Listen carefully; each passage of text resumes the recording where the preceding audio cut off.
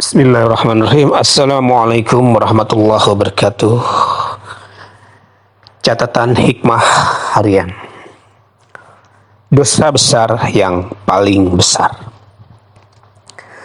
Dari Abdullah bin Mas'ud radhiyallahu anhu, beliau berkata, aku pernah bertanya kepada Rasulullah sallallahu alaihi wasallam, dosa apakah yang paling besar di sisi Allah? Maka beliau menjawab, engkau menjadikan sekutu bagi Allah, padahal Dia yang telah menciptakanmu. Abdullah berkata, kukatakan kepadanya, sesungguhnya itu benar-benar dosa yang sangat besar. Abdullah berkata, aku katakan, kemudian dosa apa sesudah itu? Maka beliau menjawab, kamu membunuh anakmu karena takut dia akan makan bersamamu. Lantas Abdullah berkata, aku katakan, kemudian dosa apa sesudah itu? Maka beliau menjawab, kamu berzina dengan istri tetanggamu. Hadis riwayat Bukhari dan Muslim. Syekh Saleh bin Sa'ad As-Suhaimi hafizullah radhiyallahu rahimahumullah berkata, syirik adalah perkara yang semestinya paling dikhawatirkan menimpa pada seorang hamba, karena sebagian bentuk syirik itu adalah berupa amalan-amalan hati yang tidak bisa diketahui oleh setiap orang. Tidak ada yang mengetahui secara persis akan hal itu kecuali Allah semata. Sebagian syirik itu muncul di dalam hati, bisa berupa rasa takut atau rasa harap, atau berupa inabah, taubat kepada selain Allah Azza wa Jalla, atau terkadang berupa tawakal kepada selain Allah, atau mungkin dalam bentuk ketergantungan hati kepada selain Allah. Karena amalan-amalan yang dilakukannya termasuk dalam kemunafikan atau riya. Ini semua tidak bisa diketahui secara persis kecuali oleh Allah semata. Oleh sebab itu, rasa takut terhadapnya harus lebih besar daripada dosa-dosa yang lainnya. Ibn Taimiyah rahimahullah berkata, banyak orang yang mengidap riya dan ujub. Riya itu termasuk dalam bentuk perbuatan mempersekutukan Allah dengan makhluk. Adapun ujub merupakan bentuk mempersekutukan Allah dengan diri sendiri. Dan inilah kondisi orang-orang yang sombong. Seorang yang riya berarti tidak melaksanakan kandungan ayat iyyaka na'budu wa iyyaka nasta'in. Adapun orang yang ujub, maka dia tidak mewujudkan kandungan ayat iyyaka nasta'in. Barang siapa yang mewujudkan maksud ayat iyyaka na'budu, maka dia terbebas dari riya.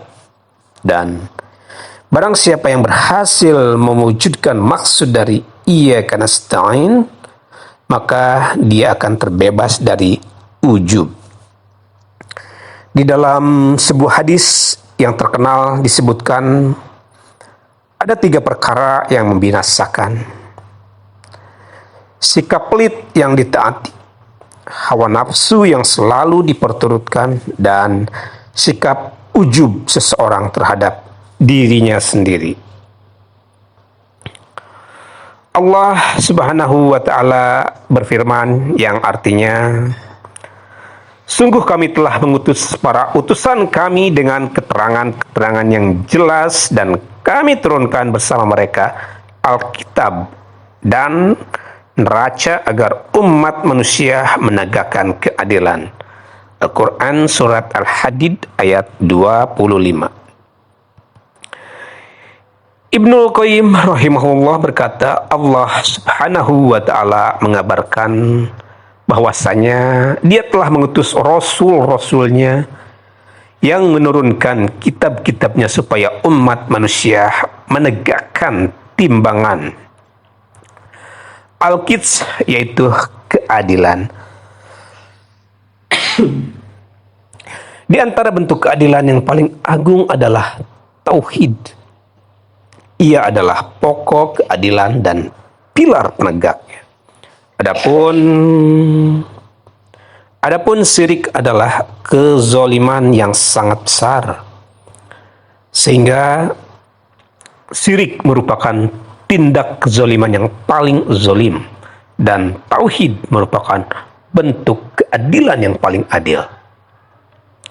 Beliau juga berkata, sesungguhnya orang musyrik adalah orang yang paling bodoh tentang Allah, tak kala dia menjadikan makhluk sebagai sesembahan, tandingan bagi Allah.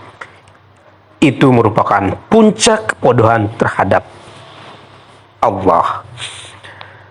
Sebagaimana hal itu merupakan puncak kezaliman dirinya, sebenarnya orang musyrik tidaklah menzalimi Robnya, karena sesungguhnya yang dia zalimi adalah dirinya sendiri. Syekh Shalih Al Fauzan berkata, mengapa syirik disebut sebagai kezaliman? Karena pada asalnya zalim itu adalah meletakkan sesuatu bukan pada tempatnya, sedangkan syirik maknanya adalah meletakkan ibadah bukan pada tempatnya. Dan ini adalah sebesar-besar kezaliman, karena Allah telah meletakkan ibadah pada sesuatu yang bukan berhak menerimanya, dan mereka menyerahkan ibadah itu kepada yang tidak berhak mendapatkannya. Mereka menyamakan makhluk dengan Sang Pencipta. Mereka mensejajarkan sesuatu yang lemah dengan Zat yang Maha Kuasa, Zat yang Maha Kuat, yang tidak terkalahkan oleh sesuatu apapun. Apakah setelah tindakan semacam ini masih ada kezaliman lain yang lebih besar? Oleh sebab itu, di dalam Al-Quran, Allah sering menyebut perbuatan syirik sebagai bentuk kezaliman. Di antaranya adalah firman Allah dalam surat Yunus ayat 106 yang artinya, dan janganlah kamu menyeru atau beribadah kepada selain Allah sesuatu yang jelas-jelas tidak bisa mendatangkan manfaat dan mudarat kepadamu. Apabila kamu tetap melakukannya, maka dengan begitu kamu termasuk orang-orang yang zalim. Itulah dosa besar yang paling besar dalam pertemuan kali ini. Semoga bermanfaat. Sampai ketemu di kajian-kajian berikutnya. Wallahu a'lam. Wassalamualaikum warahmatullahi wabarakatuh.